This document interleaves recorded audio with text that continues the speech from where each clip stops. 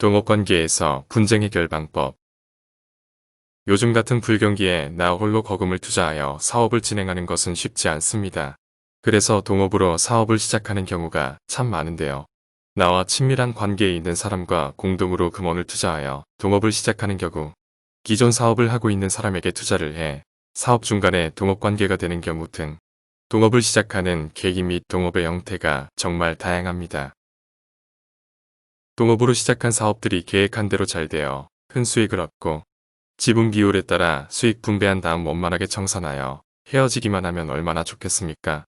그러나 세상은 내가 마음먹은 대로만 흘러가지가 않죠. 수많은 사람들이 동업으로 인한 분쟁으로 소송까지 진행하고 있습니다. 동업관계가 분쟁으로 비화되는 과정 및 해결 방법에 대해 상세히 설명드려보겠습니다. 동업계약의 기초가 되는 계약서를 제대로 써야 합니다.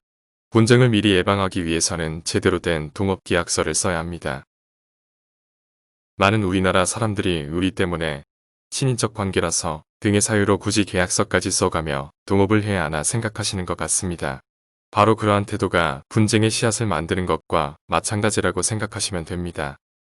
문서로 구체적인 계약 사항, 즉 사업의 내용, 각 출자 금액, 출자 방식, 업무 분담 내용, 이익 및 손실의 분배 방식, 출근 시간 및 퇴근 시간, 휴가 사항, 손해배상, 계약 해지 등 사항을 상세히 기재해야 합니다.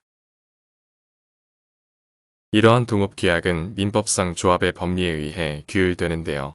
아무래도 일반인들은 이러한 계약서를 구체적이고도 명료하게 정리하기 쉽지 않죠. 따라서 법률 전문가에게 자문을 구해 합의한 내용대로 계약서 작성을 진행하는 것을 추천드립니다. 동업계약을 체결한 후 동업자 서로가 계약사항을 잘 이행하는지 감독해야 합니다. 계약서만 제대로 써놓는다고 해서 어떠한 분쟁에 대비할 수 있는 것은 아닙니다. 계약상 의무를 잘 이행하는지, 정산을 담당하기로 한 사람은 매출과 지출 등을 제대로 정산 후 이익 및 손실을 분배하고 있는지 등을 서로가 수시로 확인 및 감독해야 합니다. 특히 수익 분배를 두고 분쟁이 발생하는 경우가 정말 많은데요.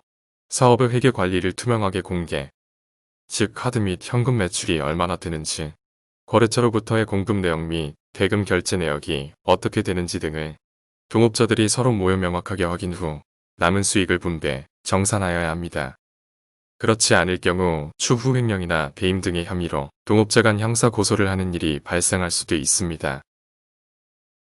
동업관계를 청산하는 방법은, 동업관계는 동업자들이 서로 협의하여 동업을 통해 얻은 이익을 분배한 후 청산하는 것이 가장 좋습니다. 그러나 사업이 잘 되지 않거나 동업자들 사이에 갈등이 생겨 동업관계를 청산하는 경우라면 이렇게 협의하여 청산하는 것이 쉽지만은 않습니다. 만약 동업계약서의 해지 및 손해배상에 관한 내용을 상세히 기재하였다면 계약 내용에 따라 진행하면 되는데요. 만약 협의가 어렵다든지 계약서에 이러한 내용을 기재하지 않았다든지 등의 사유로 해지 및 청산에 대해 다툼이 발생한다면 결국 소송으로 해결할 수밖에 없습니다. 이렇듯 동업관계는 분쟁의 소재가 매우 많은 형태입니다.